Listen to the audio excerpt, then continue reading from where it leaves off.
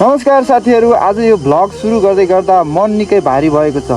आफ्नै देशमा आएको यो विपत्तिले हाम्रा धेरै नेपाली दाजुभाइ दिदीबहिनीहरूलाई हामीबाट टाढा लगेको छ। चीनको तिब्बततर्फको हिमाली क्षेत्रमा आएको हिम पहिरोको कारण लेन्द्री खोलामा अचानक ठुलो पानीको बहाव आएको थियो। पानी असाधारण रूपमा बढेपछि त्यही ठुलो बहाव भोटेकोशी नदी हुँदै नेपालतर्फ आएको हो। यस विपत्तिले कसैलाई आफ्नो परिवारको सदस्य गुमाउनु परेको छ, कसैले आफ्नो घरबार गुमाउनु परेको छ, अनि धेरै परिवार आज पनि आफ्ना आफन्तको खोजीमा हुनुहुन्छ। एउटा नेपाली भएर अर्को नेपालीको पीडा देख्दा मन थाम्न निकै गाह्रो भइरहेको छ। यस्तो दुःखको समयमा आज म यही पीडालाई नजिकबाट देखाउन र पीडित नेपालीहरूप्रति आफ्नो साथ दिन यो भ्लग सुरु गर्दैछु।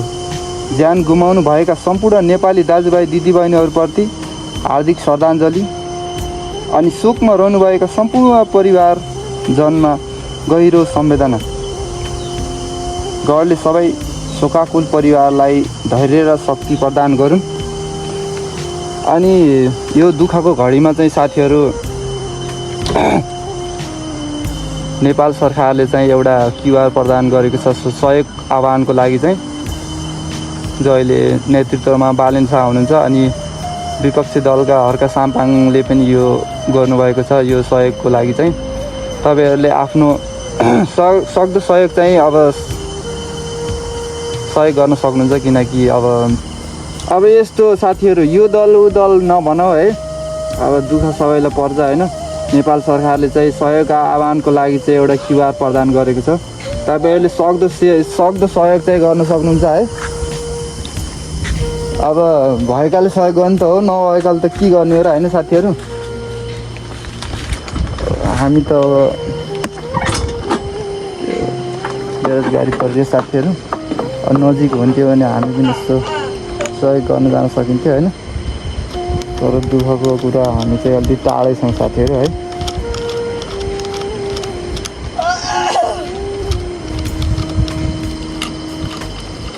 मम्मी 200 रुपियाँ ल्याउनु त, लिनुहुन्छ?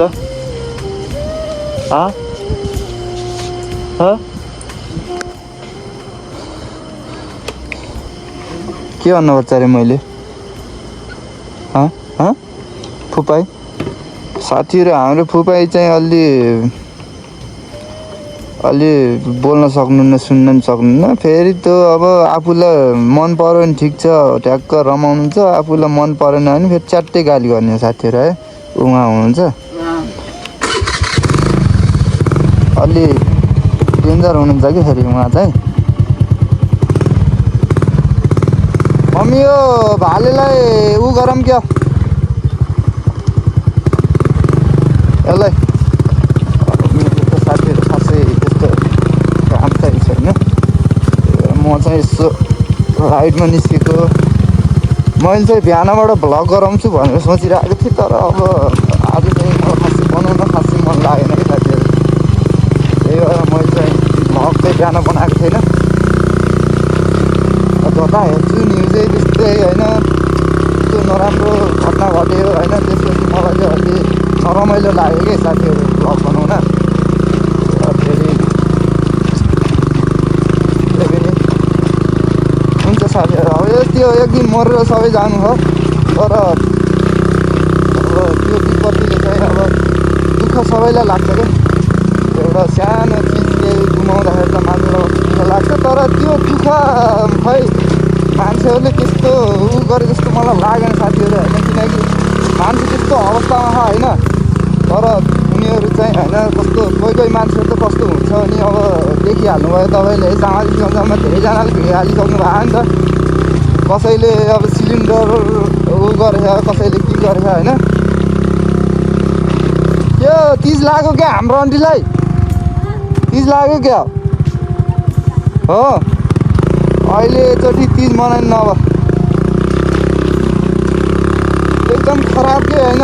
बरु त्यो सिलिन्डर त के छ र होइन। अब यस्तो अवस्थामा त मान्छेहरू होइन पीडितहरूलाई यसो सम्हाल्ने होइन। अब के गरे हाम्रो अब मान्छे नेपाली त हो होइन। कसैले सिलिन्डर बोके कसैले के गरे होइन, कसैले अब त्यो एउटा न्युज त अब त्यो झुटो हो कि के हो खासै थाहा भएन साथीहरू। तर उसले चाहिँ के गरे भने एउटा मरेको सबबाट चाहिँ उसले के गरे भने सायद सुन निकालेको हो या होइन, त्यो धेरैजनाले त्यसलाई चाहिँ विश्लेषण गर्नुभएको, तर खास तथ्य के हो भन्ने थाहा होइन। तर त्यस्तो होइन, आपतको बेलामा त्यस्तो चाहिँ गर्नु खासै उचित मैले मान्दिनँ।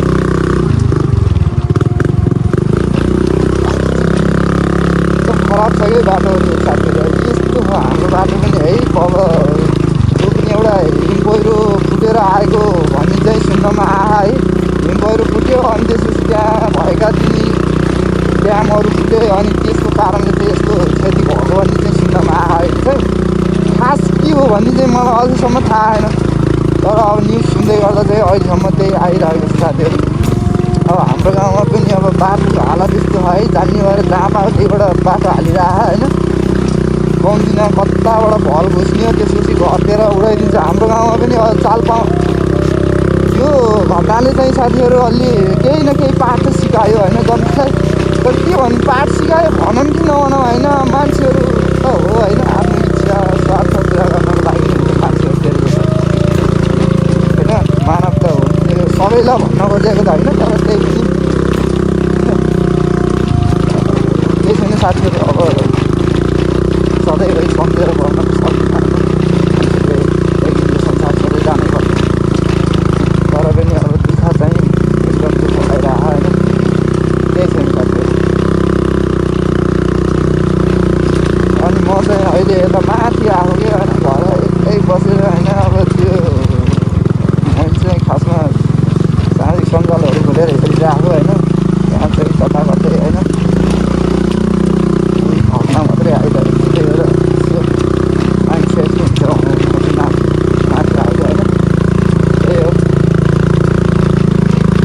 हाम्रो गाउँ चाहिँ अब बाटो खासै राम्रो छ साथीहरू। यस्तो छ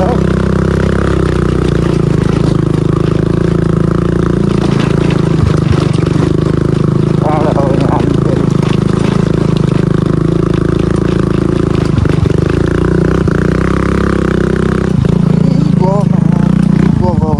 पछाडि गयो साथीहरू यार।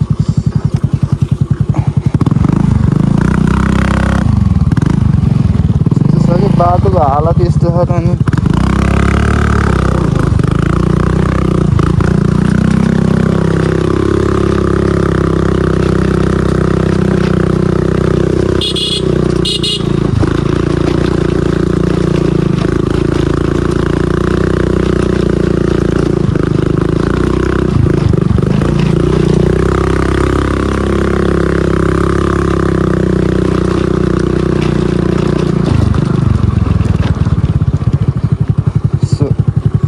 साथीहरू यस्तो सुसु गर्छु है। तर कोही बिरामी भए, कोही कतै केही भयो, गाडी ल्याउन पऱ्यो भने के बाइक लिएर हिँड्नु नि गाह्रो हो साथीहरू। यस्तो बाटोमा त यार कसरी हिँड्ने। अब हाम्रा गरेर पुरैको दुःख छ कि यहाँखेरि यार, यस्तो गरेर खुल्यो हेर्नु त। यतिकै त ठिकै हो, तर अझै यहाँ माथि जानुपर्छ। कस्तो खराब छ बाटो साथी हो।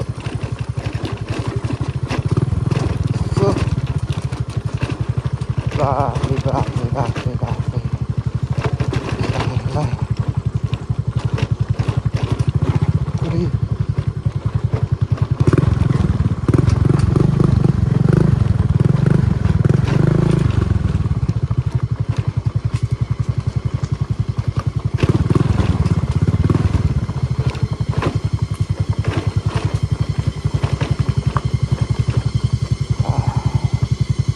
यहाँ पहिला अलिअलि ठिक थियो, अहिले यो के बनाए जस्तै। अच्छा मान्छे ठिक नभएपछि यस्तो हुन्छ साथीहरू, कसलाई दोष दिने। अब यसो बाइक कुदाउनेहरूलाई, यसो भ्लग गर्नेहरूलाई त ठिकै हो साथीहरू यस्तो रोड। तर होइन आम जनताहरूलाई नि हेर्नु पऱ्यो होइन यस्तो बाटोबाट हिँड्दाखेरि कोही कोही बेला सधैँभरि एकनास कहाँ हुन्छ र होइन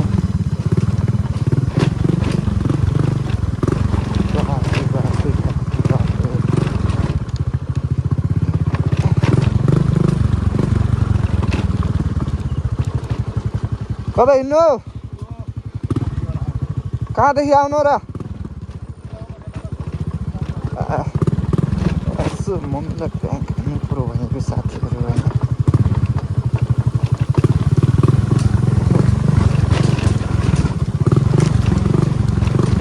दाइ हुनुहुँदै थियो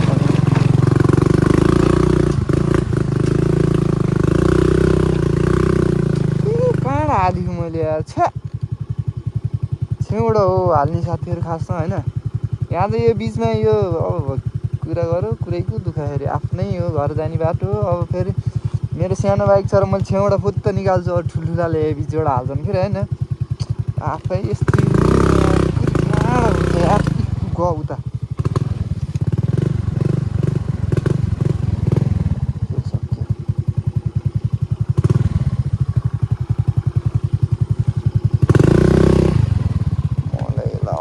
पछाडि आउनुपर्छ नत्र यो निस्किन यार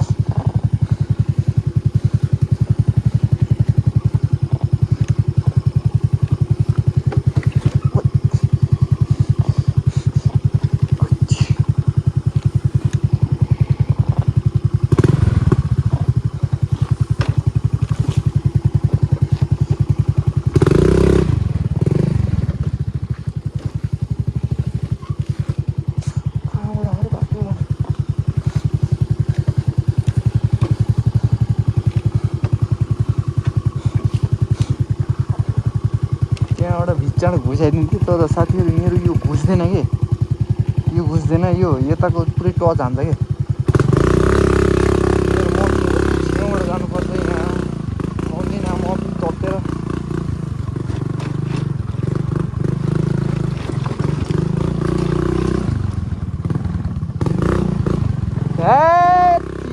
के हो यो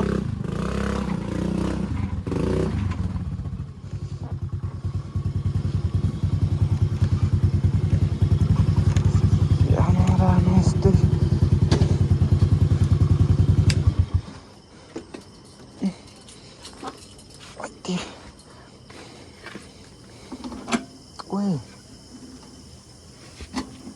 लाइक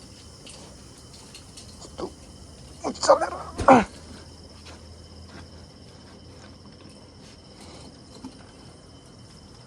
ओहो लग्यो यार